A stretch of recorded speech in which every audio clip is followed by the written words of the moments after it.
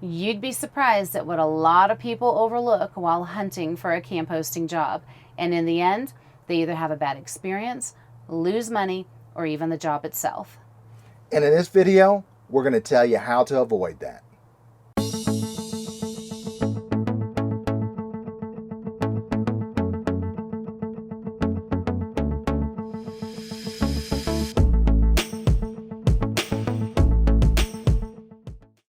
So the main reason we made this video is because as camp hosts, we get asked all the time, how can I get a job like yours? But also, if you've ever gone on some of those camp hosting forums online, where you read just one nightmare story after another about how someone thought they landed a great gig, drove hundreds, if not thousands of miles to get there, only to find out everything about the job had changed. Things like hours and pay, or that they didn't have the job at all. And this video is all about helping you avoid that. It's not hard. You just have to know what to look for, what to ask, and insist on that one little thing everyone seems to forget about. But we'll get to that in a few minutes. But first, we're going to go over some of the basics. People often forget to take into consideration when looking for that perfect camp hosting job. Okay, so the first is location. And some of you may be thinking, well, that's a no-brainer. But there really is a lot more to it than just picking a state. Researching the location of your camp hosting job is really important, and for a lot of reasons. And what attractions are located closest to your campground isn't one of them. It's not. We are talking about elevation, climate, internet connectivity, and cell phone reception. And we know what we're talking about here because these are a few of the things we overlooked the first year we camp hosted. So a quick story that's going to cover every one of the reasons we just mentioned for why it's important to research the location of your camp hosting job. Our first camp hosting gig was in 2018, and the only thing we knew about it was that it was in Mammoth Lakes, California, and that it was supposed to be beautiful. And our season was set to start in May, and we were just excited to get there. So we did arrive in May, but instead of heading up to our campground, we were forced to park our RV in a campsite at a lower elevation because the roads to our spot, located at 9,000 feet, were impassable due to over 5 feet of snow still on the ground. And as a result, our camping season didn't get started until July. And why is that important? Because we didn't start getting paid until July either. The company we work for let us stay in the campsite for free, but we weren't making any money. So if we had come to Mammoth Lakes relying on each and every one of those paychecks, we would have been in a hurt locker financially. So know your elevation that you're going to work in, because the higher in elevation, the more likely your start date could be delayed. But more importantly, so could your pay. Right. Another thing a lot of people don't think about when it comes to elevation is the weather. Correct. The higher in elevation you go, the colder it gets. When we did finally make it up to our campground, the temperatures varied quite a bit. We had everything from 80 degrees in the afternoon down to 40s at night, and it even started snowing again in September. We didn't mind it, but a lot of people do, and a lot of people actually try to avoid climates like that. But the flip side to this is that if you accept a job in a really hot climate, then know in advance that your AC is going to be working overtime. And even then, it can be hard to maintain a comfortable temperature inside. Also keep in mind that if you're away from your rig for long periods of time and your AC stops working altogether, this can even kill pets if they're left inside. Unfortunately. 2 more things to keep in mind when considering any location. Cell phone reception and internet connectivity. Correct. Okay, so we might all like the idea of being completely disconnected at times, and we all probably need it every once in a while. But the camping season runs for several months in a row. So if you have children or friends you want to keep in touch with, or maybe you don't have any friends, but you do have an online business, or maybe you just want peace of mind in knowing that if there's an emergency, you're going to be able to dial 911. Then you're going to want to work somewhere where these things are not going to be an issue for you. And this takes us back to our story. Some of you may know that we have a website and that we're also on Facebook and Instagram. So back in 2018, while camp hosting in Mammoth Lakes, every time we wanted to work online or just make a phone call, we had to drive down the mountain and till we picked up a signal. And then we had to work or talk from our truck. Or we drove all the way in town to Starbucks and used their Wi-Fi. Either way, this got old very quickly. Very. Okay, so the next thing that's tied directly into the location of any campground is the distance to the nearest city or town. And this is important to know in advance because you're going to have to do things like laundry, go to the grocery store, go to the post office, just errands in general.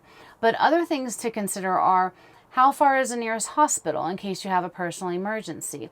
Or how far is the closest vet clinic if you travel with pets and one of them has an emergency? Also, how far is the nearest police department? But besides all of this, a lot of people like to have a town or city nearby just so they can have a change of scenery. Maybe grab lunch or go out to dinner. Camp hosting too far away from basic amenities will not only take more of your time, but it'll cost you more in fuel. And we know how expensive fuel is nowadays. So that's going to wrap up the basics you need to keep in mind for any location you're thinking about working in. But now we want to move into our next category, which is site accommodations. And the two things we're talking about here are hookups and whether or not you have to pay for your site. Camp hosting ads should tell you whether or not your site will come with full hookups, and that means water, electricity, and sewer. But every once in a while, this won't be specified, and you won't know until you actually talk to someone. When full hookups are not offered, it's usually electric that's not included. And in these cases, your employer should give you a weekly or bi-weekly stipend for gasoline to be used in your generator. It's not usually a lot of money, so make sure you know what the gas prices are and if it really gets hot in your particular location. If it does get really hot, that means you're going to have to use your generator to run your AC, and that means you're going to go through quite a bit of fuel. Other things to keep in mind are whether or not you have medical equipment that needs to maintain a charge, or maybe you have a lot of electronics in general.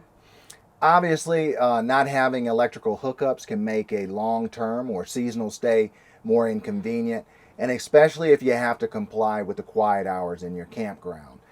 During these hours, you can't run your generator, and this is usually somewhere around 10 p.m. at night to 6 to 8 a.m. in the morning. And the second thing we want to talk about under site accommodations is whether or not you have to pay for your site. And this is huge. Now, we don't mean that you have to pay full price for your site. We haven't seen that one yet, but we have seen advertisements where camp hosts are expected to pay discounted rates for their site, and this can vary quite a bit.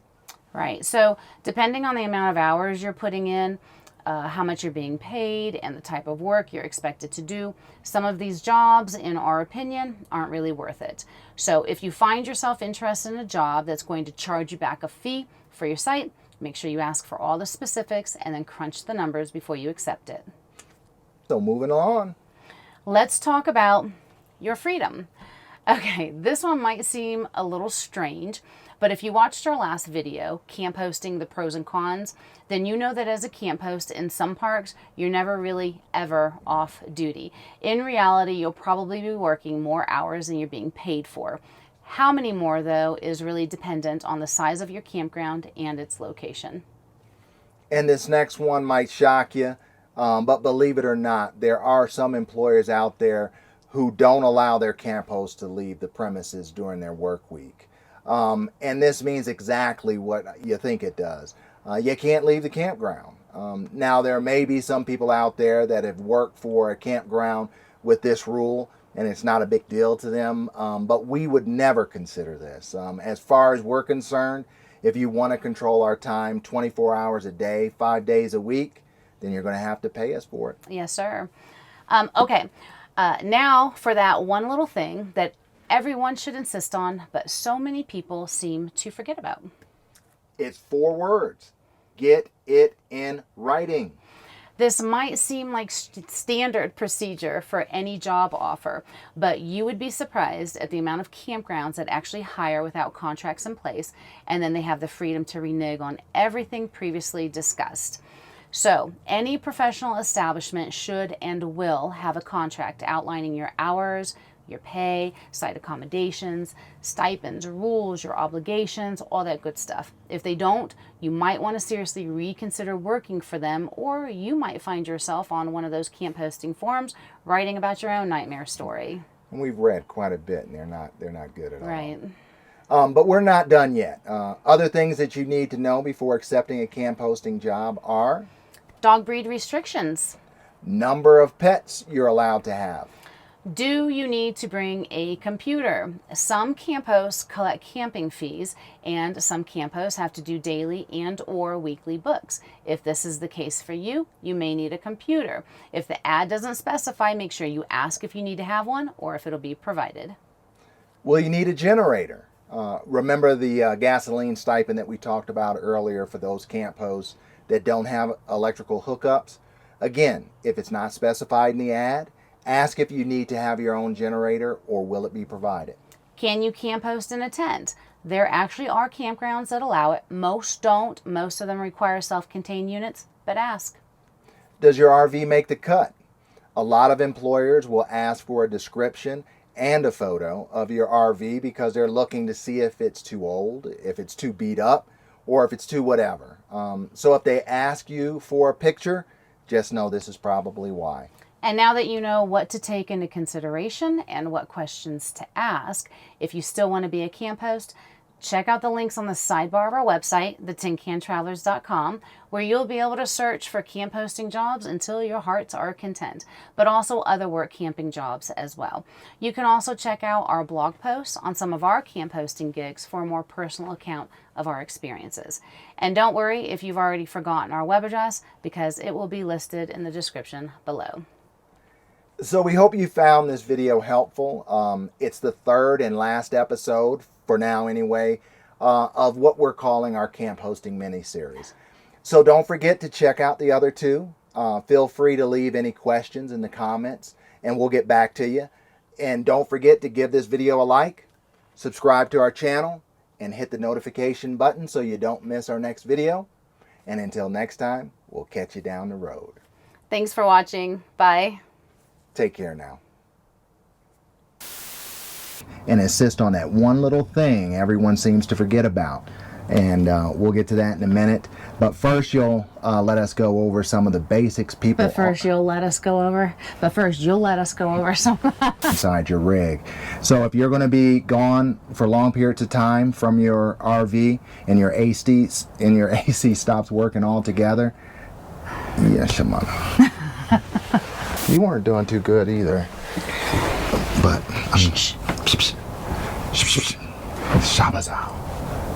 camp hosts that don't have electric hookups could expect to have to pay for bring their own and provide.